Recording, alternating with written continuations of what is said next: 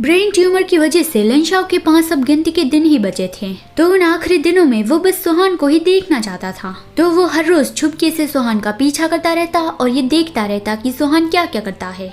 एक दिन सोहान पार्क में बैठा था और हल्की हल्की धूप के नीचे उसे नींद आ गई। उसके जाने के बाद लंशाओ उस बेंच के पास आया और बोलता है कि मैंने तो कभी ये नहीं सोचा था कि एक बेंच से मुझे जेलसी होगी, लेकिन मैं बस दूर से ही तुम्हें देख के सेटिस्फाई हूँ। तो बस ऐसे ही काफी दिनों तक चलता ही रहा। फिर एक दिन लंशाओ ने देखा कि उसने तो एकदम ही भालू जैसे कपड़े पहने हैं। क्या उससे इतनी ज्यादा ठंड लगती है? आज वो बहुत ही दूर तक गया है, पता नहीं वो क्या करने वाला होगा।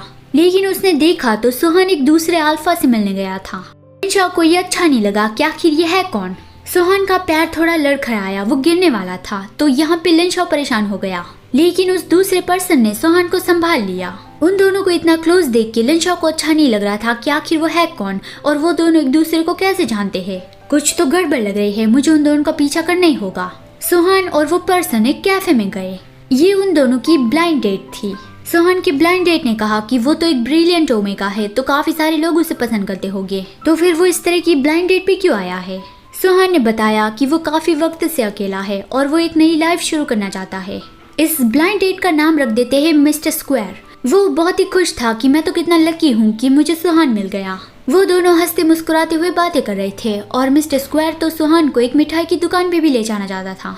सोहान ने कहा कि इट्स ओके, हम नेक्स्ट टाइम जाएंगे। मिस्टर स्क्वायर ने भी कहा कि हाँ, हमारे पास काफी जिंदगी पड़ी है। ये सुन के लंशाओ सैड हो गया और बोलता है कि हाँ सही कहा, सोहान मुझसे बेहतर पर्सन डिजर्व करता है।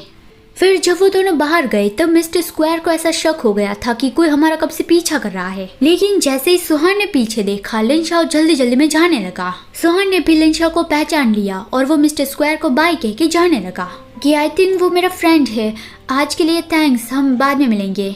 वो लंशाओ के पीछे गया, लेकिन लंशाओ उसे कहीं पे भी नहीं मिला। किशन, लंशाओ तुम आखिर कहाँ पे हो? तुम मुझसे दूर क्यों भाग गए? यहाँ पे दूसरी ओर निंगी सुमो को काम से पिकअप करने आया था। सुमो भाग के उसे गले लगा लेता है कि तुम यहाँ पे क्यों आए हो। निंगी ने बताया कि यहाँ पे चारों ओर बर्फ है और उसे चिंता हो रही थी कि सुमो ने शायद बहुत ज्यादा गर्म कपड़े नहीं पहने होंगे। सुमो हंसने लगा कि मैं कोई बच्चा नहीं हूँ, मैं अपनी केयर कर सकता हूँ। निंगी ने कहा कि अच्छा तो फिर मुझे चेक करने दो, और वो सुमो को केस करता है। वो घर वापस जाने की तैयारियां कर रहे थे, तभी उससे डॉक्टर का कॉल आया और सुमो ये जान के शॉक्ड रह गया कि शन लंशाओ के ब्रेन में ट्यूमर है।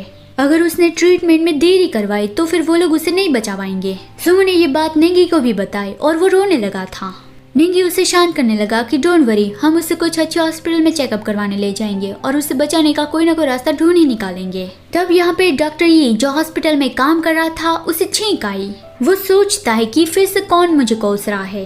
काफी सारे पेशेंट उसे डांटते ही रहते हैं, उसे कोसते ही रहते हैं, तो उसे आदत पड़ गई है। तो अब जब निंगी ने उसे तारीफ करते हुए याद किया, लेकिन डॉक्टर यी को ऐसा ही लगा कि किसी ने उसे गाली दी।